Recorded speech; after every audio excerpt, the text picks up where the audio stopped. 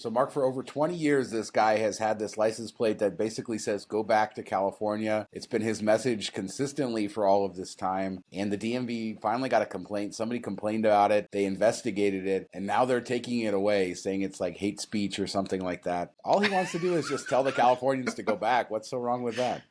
I mean, he's talking to you, right? Exactly. Yeah. A long time ago. See, I thought this like California hate was more recent from, the pandemic and people moving out there in flocks and raising prices of homes and everything. I didn't know this went back 20 years. So kudos to this guy. But it's kind of sad that we're spending our taxpayer dollars to investigate a license plate. Like, it's been 20 years. I think it's okay. When I first moved to Vegas back in the early 90s, they would say, you're not from Las Vegas unless you were born here. And so even someone like me who's lived here for 30 years, they would still say I'm not a Las Vegan. I did like the fact that he can appeal this and that there's this board of 13 voting members that decide whether your license plate is good or not. I just imagine these 13 DMV workers in a back room somewhere deciding the fate of every license plate. I wonder if he like cut somebody off and they got really mad and they called in. They don't even care about the license plate. Like, I can't imagine that being so upsetting to someone that they would take the time to file a complaint. So I have to imagine there was some road rage involved or something, but this is just nuts. I don't understand.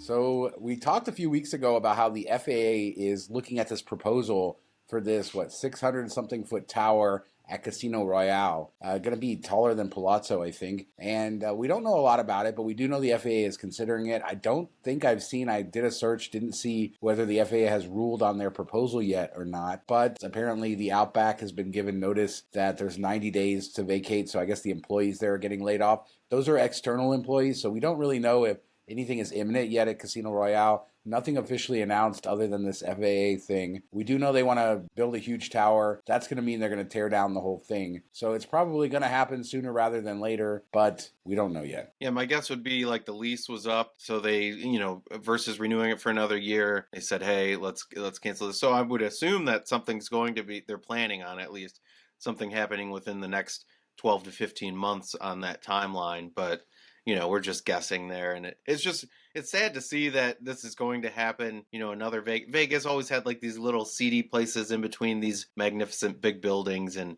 we're losing a little bit of that like budget conscious, cheap hot dog or O'Shea's and Bill's Gambling Hall, like all those like fun little places on the strip have been gobbled up, which you kind of understand because there's only so much strip to go around, but it's still sad to see that you're losing that essence of Vegas a bit. But it's exciting that we might get this property, and it's not going to just be this small property, even though we know the land isn't very big there. Currently, they have that Best Western Motel in the back, and then the casino. It's big enough for a decent-sized casino. I think this is around the same size lot that Cosmo sits on. I could be wrong. Could be a little bit smaller than that. That's just off the top of my head. But with that huge height that they're going for, we should see something fun. But if we're starting to see Outback, maybe we'll start to see other announcements, and then we can actually get some juicy info. Let's get some concept art. What is it lately with nobody giving us concept art? It took the A's forever to give us that stadium concept art. Then they gave horrible, wrong-facing concept art and all that. But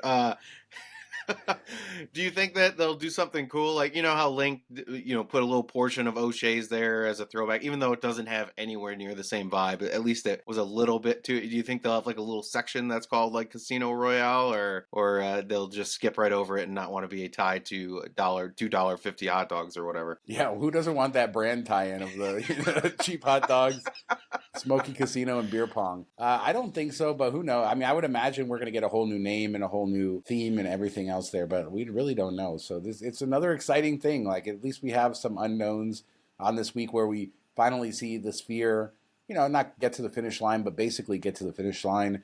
And, some of these projects we've been looking at for years, it's good to have new things that we're looking forward to. Since we can't go like a show without talking about the Sphere, can we talk about the basketball for a second and how fake it looks in pictures? Because it looks so realistic. It just looks like this big fake, I don't know. It's just crazy. And another thing of people driving down the road and probably stopping to take pictures. And somebody commented on Twitter, like, there's all these people taking a picture down this road because, it's the best views of it, but it's really not in the best neighborhood. So, what kind of risks do you want to take to get that gram worthy photo, I guess?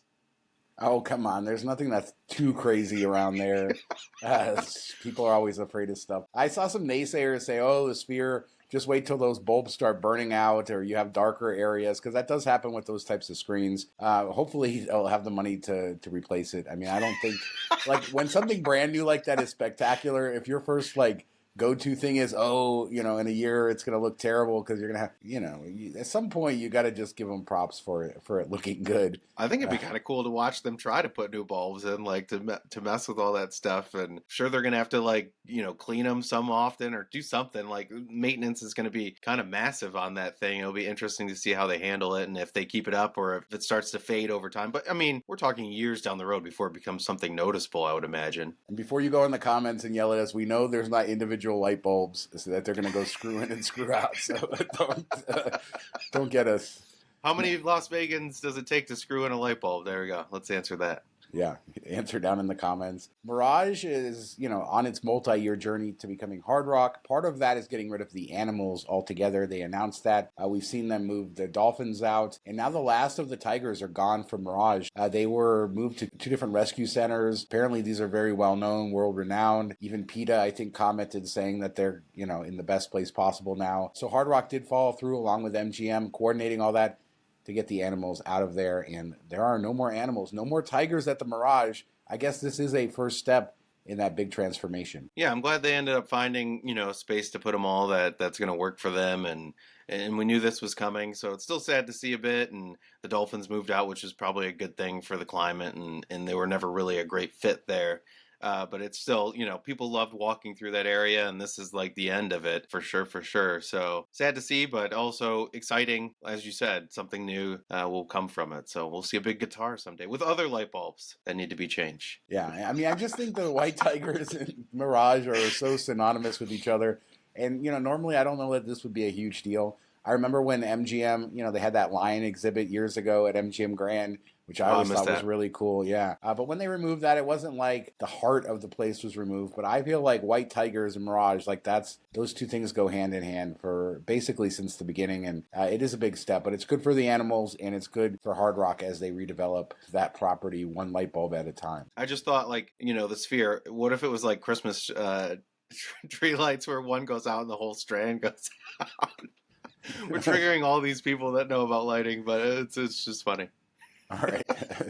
Let's talk about something that we do know about. Actually, we don't know about. And that's Cosmo's switch over to MGM Rewards. We've covered this occasionally. In fact, there was a rumor that it was going to happen in April, so we should probably stop covering rumors about this. But I know a lot of people are waiting for that. If you're an MGM Rewards person, you want to be able to earn points at Cosmo, earn comps, all of that stuff when they switch over to MGM Rewards. Currently, Cosmo is still using their identity program, and Vital Vegas is reporting another rumor, but this time it's saying that it's delayed to February 1st, 2024, the integration. Clearly, they're having problems with integrating this. Identity still remains a much more generous program, so I feel like it's still a good thing for gamblers unless you're waiting as an MGM elite person. Yeah, I imagine it depends which side of the coin you're on. Like if you've been loyal to Cosmo, you're excited about this news. If you've been loyal to MGM, you're pretty annoyed by all this. But I don't understand, like they've bought other properties and integrated quickly. We saw a changeover at Mirage to Hard Rock, like day one it happened. So I don't see why this would be so difficult or what the problem, the holdup is here. It kind of blows my mind a little bit, but it really depends on where you're coming from, if this is good or bad. And, so I don't really gamble it either. So it doesn't affect me in any way, but I'm sure more people are happy because they loved Cosmo and were upset about MGM ruining it eventually. So I have to think it has to do with it. Marriott, Cosmo's affiliated with Marriott, and that's still in place. And maybe that mucks it up a little bit, whereas all the MGM properties are Hyatt. Maybe that has nothing to do with it because we had assumed that they were going to switch to MGM Rewards with Marriott, but maybe that's something to do with it. But for now, Cosmo still a separate property as far as a rewards program, and that's good. So if you have those comps from Identity, you can still use them for a while longer, and maybe one day we'll actually get to switch over. So Flamingo has this new restaurant, Havana 1957, and I guess it's under construction. It's in the space where the former Tropical Breeze Cafe was. That's across from the former buffet space, and I guess this is a change Maine out of South Florida. Obviously going to be Cuban food of a certain era, 1957. So you got that sort of throwback kind of theme going with it. It looks kind of cool. No, I mean, this is kind of cool to see for Flamingo. Like, they've kind of upped their game a little bit. They were never really known for having a good restaurant scene, and it's kind of below average food for the most part. The steakhouse that they put in the old Diamond Club area, yeah, that place looks amazing. I've heard only good things about it. Walked through, didn't actually get a chance to sit down and eat in there, but it looks awesome. Fits the vibe really well, and Havana really fits the Flamingo vibe. Those will be right down the hall from each other, so I think it's a good draw leading into the promenade, and all those restaurants that are out there. So I think this is good for them, and good to see Caesar's not bringing in a head chef, a Gordon Ramsay restaurant and plugging it in somewhere. So that's nice to see as well. Yeah, I think these types of additions work perfectly for Flamingo. I think that they should lean heavy into that historical theme, that old mob theme, all of that stuff. And this works really well with that. If you were to redevelop Flamingo, and I don't think that they're going to, but if you were going to do it, these are the types of venues that you would create. And I think a historical sort of redevelopment. So even though we're getting it piecemeal, I think it's a good move. And like I said, it looks good. So looking forward to trying that out. And if you like Cuban food, that'll be a good option on the Strip. Did you see this tweet? This guy talked about, obviously he's a big gambler, right? And so he has his numbers, right? Every casino, they keep track of your wins and losses. He went to Circa, reached out to them. I guess he's a big MGM player, and they gave him this full comped suite, 1,600 in free play. And, just wanted to, you actually pointed this out, kind of reminding the people, if you do gamble at one place, don't be shy to kind of shop yourself around to other casinos and see what they have to offer. Yeah, if you're at the level that you have a host, which if you go quite often, it's not that hard to get to that level if you gamble. So definitely reach out to other places, see what you can get. And you'll even get, as hosts move around, they'll send out targeted things to you. Like once I got one for Venetian, even though I'd never gambled there before. Come try us, we'll give you a room and some free play and stuff like that. So they did that proactively, where this, if you want to go check something out, definitely reach out there. And I think Circa's been one of the better ones as far as doing these type of things and allowing big sports bets and stuff like that. They're definitely more pro gambler than I think, an MGM or a Caesars is, type of thing. So I think that they will play ball with you a little bit more. So definitely worth taking a chance if you have that type of play that you can easily show them, here's what I've done on my last couple visits, what will that get me here? And I'm sure they'll try to bring you downtown. Yeah, I think that's a good point. Focus on the smaller programs too, right? Circa has a smaller program with just a couple casinos downtown. There's a ton of other things around town, one-off programs, things like that. And, you often can, there you go. You can get $1 million in free play and, yeah, I'm sure they'll give you something nice there at Virgin. But, this is a thing to do. Just keep yourself open to other possibilities. It's always nice to go to a different place as well. I guess it comes down to how rewarding do you want your gambling to be? Because I think if you really focus all your play in one program, especially if it's one of the big programs, you're not going to get the most value out of your gambling. It's hard because, in the travel space, Mark, we talk about, getting stuff for quote unquote free and, maximum return. In gambling, I don't think you're really ever going to come out ahead, or at least in most cases, right? That's how they build these big buildings. But you're trying to say, I'm getting this entertainment value, I'm spending this time, and what's my overall value? And the truth is, if you kind of play multiple programs against each other and spread your play around, you can do a lot better than if you just went to one casino. If you went to MGM Grand on every trip and they know exactly what you're going to do and they know they got your loyalty, it's not going to be quite as good. Yeah, and if you're going to go big, you have one night where you always spend a lot more, maybe go to a new program and drop that big night on the new program, because they're going to say, whoa, this is their norm. This is what the average daily is going to be. So they'll offer you something bigger, thinking that that's what you do over a 5-day period versus that's one night and then you slow down the next couple nights type of thing. So definitely play off of that, as well as, status matches, which we've talked about. That's a good way to get free perks, free dinners, stuff like that, and take advantage. I think this is something Resorts World could have done better when they came on, especially trying to be, a whale type place and a big gambler place is be more proactive in getting people to come over match, give them offers and stuff like that. And I didn't hear about it as much. Maybe it did go on, but I didn't hear about it as much as I would have expected for them being a unique one-off property and trying to be a gambler's type of paradise. Yeah, it's interesting, and it's interesting how everybody's competing for each other. You mentioned status matches. Obviously, those can help in certain circumstances. And then there's services, too, that will shop your gaming around.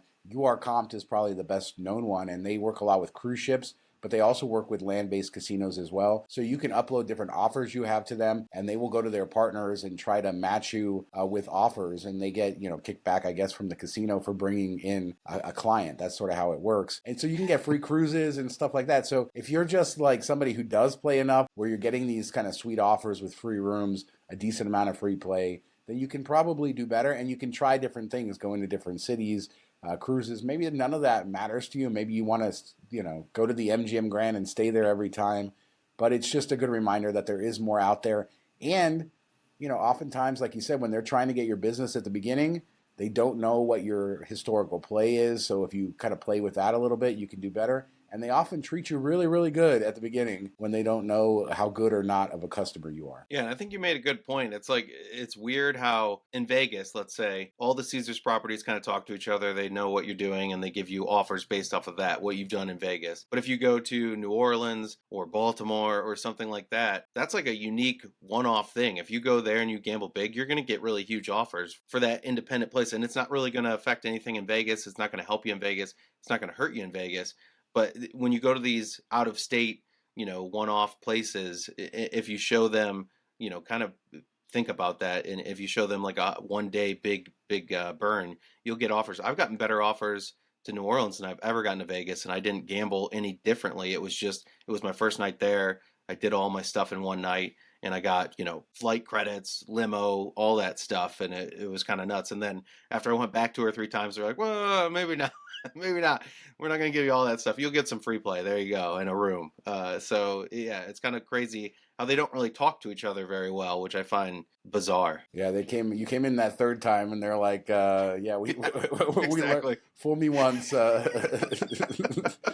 So yeah, let us know how you guys get comps. Do you guys go to different programs? Are you shopping yourself around? Do you have like a company like You Are Comped or a host? There are hosts that like are specific to you that can shop you to different casinos as well. Let us know down in the comments. Or do you just feel like gambling's for entertainment? The few dollars you get back, you're happy with that. You don't want all the complication of that. We'll discuss it down in the comments below. But we do 2 shows a week, Tuesdays and Fridays, and we'll be back in just a couple days with another show. Thanks so much for watching. Talk to you next time. See you on Friday. Have a good week.